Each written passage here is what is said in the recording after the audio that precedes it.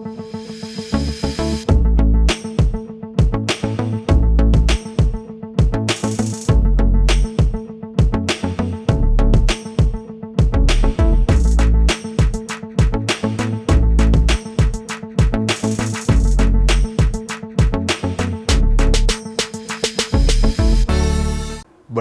இலங்கை செய்திகளுடன் நான் ரோஷன். விரிவான செய்திகளுக்கு முன் தலைப்புச் செய்திகள். முல்லைத்தீவில் வலிந்து காணாமல் ஆக்கப்பட்டவர்களின் உறவினர்கள் இன்று மாவட்ட செயலகம் முன்பாக கவன ஈர்ப்பு போராட்டம். தேர்தல் சட்டங்களை மீறியமை தொடர்பாக ஜனாதிபதி ரணில் விக்ரமசிங்கவுக்கு எதிராக தேர்தல்கள் ஆணைக்குழுவில் முறைப்பாடு. ஜனாதிபதி தேர்தல் சம்பந்தமாக பொதுஜன பெரமுனவின் தீர்மானத்திற்கு எதிராக செயற்படும் நாடாளுமன்ற உறுப்பினர்கள் தொடர்பில் எடுக்கப்பட்டுள்ள முக்கிய முடிவு. எதிர்வரும் இலங்கை ஜனாதிபதி தேர்தலில் யாருக்கு வெற்றி என்று கணித்துள்ள இந்தியாவின் பிரபல ஜோதிடர்கள். தொடர்வது விரிவான செய்திகள். நாடளாவிய ரீதியில் உள்ள எரிபொருள் நிரப்பு நிலையங்களில் எரிபொருள் தட்டுப்பாடு நிலவுவதாக பரவும் செய்திகளில் உண்மைத்தன்மை இல்லை என இலங்கை பெட்ரோலிய கூட்டுத்தாபனம் தெரிவித்துள்ளது.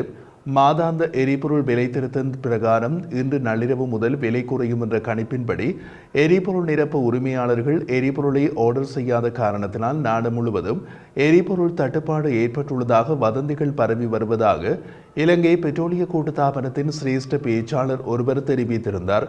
இது குறித்து தற்போது எந்த பிரதேசத்திலும் எரிபொருள் தட்டுப்பாடு இல்லை என்றும் அவர் சுட்டிக்காட்டியிருந்தார். இன்று நள்ளிரவு மாதாந்த எரிபொருள் விலை திருத்தம் இடம்பெறாது என்று வெளியாகியுள்ள செய்திகள் பொய்யானவை எனவும் எரிபொருள் விலை திருத்தம் வழமை போன்று இன்று இடம்பெறும் என்றும் அவர் மேலும் தெரிவித்தார். முல்லைத்தீவு மாவட்ட வலிந்து காணாமல் ஆக்கப்பட்டவர்களின் உறவினர்கள் இன்று காலை முல்லைத்தீவு மாவட்ட செயலகம் முன்பாக கவன ஈர்ப்பு போராட்டத்தில் ஈடுபட்டனர். யுத்தம் நிறைவடைந்த நாள் முதல் தமது உறவுகளுக்கான நீதி கோரி போராடி வரும் வலிந்து காணாமல் ஆக்கப்பட்டவர்களின் உறவுகள் கடந்த 2017 மார்ச் 8 முதல் முல்லைத்தீவு மாவட்டத்தில் தொடர் போராட்டத்தில் ஈடுபட்டு வருகின்றனர். கொடுப்பனவுகளை கொடுப்போம் என்று சொல்வது கொலை செய்த கதையை மறைக்கவே இராணுவத்திடம் ஒப்படைக்கப்பட்ட எங்கள் பிள்ளைகளுக்கு இறப்பு சான்றிதழ் தான் பதில் என்றால் கொலை செய்தவன் யார்? OMB என்பது ஒரு கண்துடைப்பு நாடகம். சர்வதேச விசாரணையை தேவை.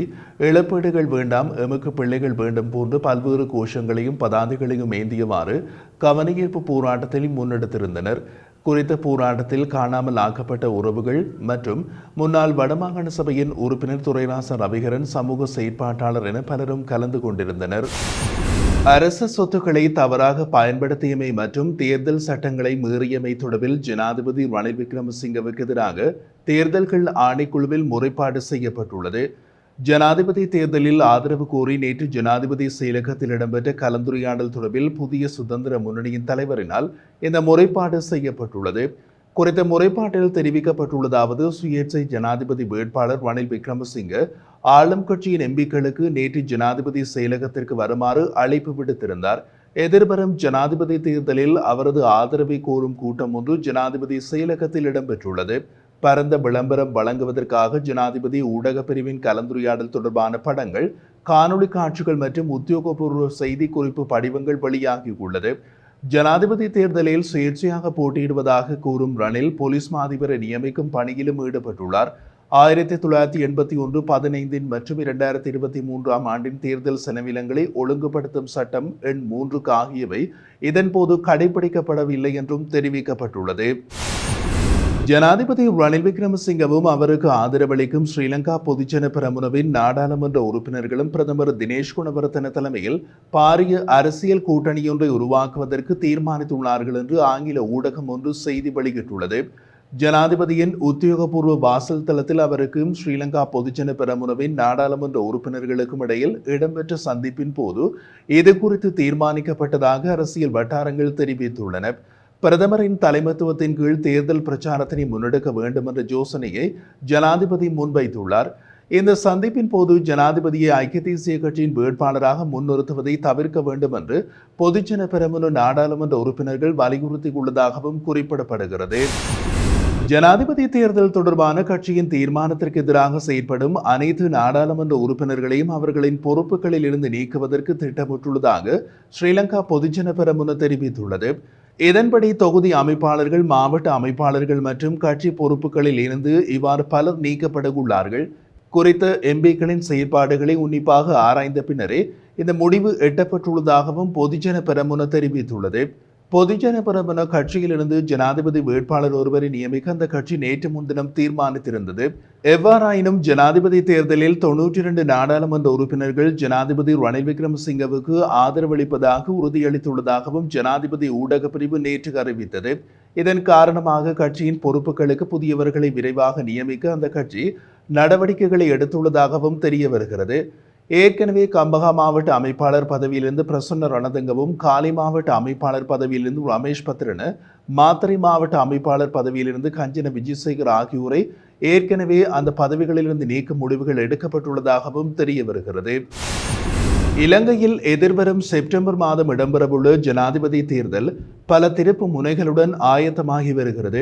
ஒவ்வொரு கட்சிகளும் தங்களுடைய நிலைப்பாட்டை வெளிப்படுத்தி வரும் நிலையில் தேர்தல்கள் ஆணைக்குழு தேர்தலை அறிவித்த உடனேயே கட்டுப்பணத்தை செலுத்தி தனது பெயரை பட்டியலில் முதலாவதாக இணைத்துக் கொண்டார் ரணில் விக்ரமசிங்க. தற்போது ஐக்கிய மக்கள் சக்தியின் தலைவர் சஜித் பிரேமதாசவும் கட்டுப்பணத்தை செலுத்திவிட்டார். இந்த நிலையில் எதிர்வரும் ஜனாதிபதி தேர்தலில் சுயேட்சை வேட்பாளராக போட்டியிடுவதாக அறிவித்த ஜனாதிபதி ரணில் விக்ரமசிங்க இதயம் சின்னத்தில் போட்டியிடப் போவதாகவும் அரசியல் வட்டாரங்கள் தெரிவிக்கின்றன.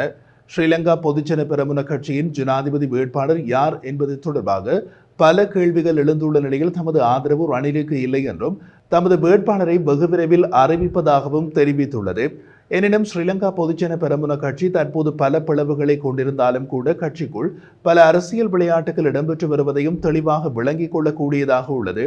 2019 ஆண்டில் மஹிந்த ராஜபக்சவை மையப்படுத்திய ஸ்ரீலங்கா பொதுஜன பெரமுன கட்சிக்கு இலங்கை வாழ் சிங்கள மக்கள் மத்தியில் காணப்பட்ட விருப்பும் நம்பிக்கையும் தற்போது காணப்படுவதில்லை என்பது கண்கூடு. பொதுவாக ராஜபக்ச குடும்ப அரசியலில் பொதுமக்களுக்கு எதுவித விருப்பும் காணப்படவில்லை.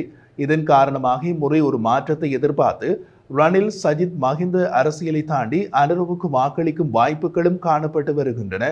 ஸ்ரீலங்கா பொதுஜன பெரமுனவுக்கு பொதுமக்கள் மத்தியில் காணப்படக்கூடிய கடும் எதிர்ப்பு காரணமாக அந்த கட்சி ரணிலோடு இணைந்தால் அது தோல்வியில் நிறைவடையும் என்பதை அரசியல் ராஜதந்திரியான ரணிலும் அறிவார். இதன் காரணமாகவே பொதுஜன பெரமுன துண்டுகளாக பிளவுபட்டு தமது ஆதரவை தெரிவித்து வருகின்றதா என்பது நாமல் ராஜபக்ச தெரிவித்த கருத்தின்படி ஊர்ஜிதமாகிறது. இவ்வாறான பின்னணியில் இலங்கையில் இடம்பெறவுள்ள ஜனாதிபதி தேர்தல் தொடர்பாக இந்தியாவிலிருந்து சில தகவல்கள் வெளியாகியுள்ளதாகவும் தெரிவிக்கப்படுகிறது. அதன்படி இந்தியாவில் இருக்கக்கூடிய பிரபல ஜோதிடர்கள் சிலர் இலங்கையில் ஜனாதிபதி தேர்தலில் ஏதோ ஒரு விதத்தில் ரணில் விக்ரமசிங்கே வெற்றி பெறுவார் என்று கணித்துள்ளனர். இந்திய பிரதமர் நரேந்திர மோடியின் ஜாதகமும் இந்த பிரபல ஜோதிடர்கள் மூலமே கணிக்கப்படுவதாக தெரிவிக்கப்படுகிறது. இதேவேளை எதிர்வரும் ஜனாதிபதி தேர்தலில் தமது ஆதரவு எதிர்க்கட்சி தலைவர் சஜித் பிரேமதாச அல்லது பிரபல வர்த்தகர் தம்மிக பிரேராவுக்கு வழங்க உள்ளதாகவும் கொழும்பில் உள்ள இந்திய தூதரக தகவல்கள் கூறுகின்றன. இந்த நிலையில் ஐக்கிய மக்கள் சக்தியை பிரதிநிதித்துவப்படுத்தும் ஒரு சில உறுப்பினர்கள் எதிர்வரும் நாட்களில் ரணிலோடு இணைய உள்ளதாகவும் தகவல்கள் வெளியாகியுள்ளது. விசேடமாக ஐக்கிய மக்கள் சக்தி வேட்புமனு வழங்கும் சந்தர்ப்பம் பார்த்து இவ்வாறு ரணில் பக்கம் செல்ல உள்ளதாகவும் குறிப்பிடப்படுகிறது.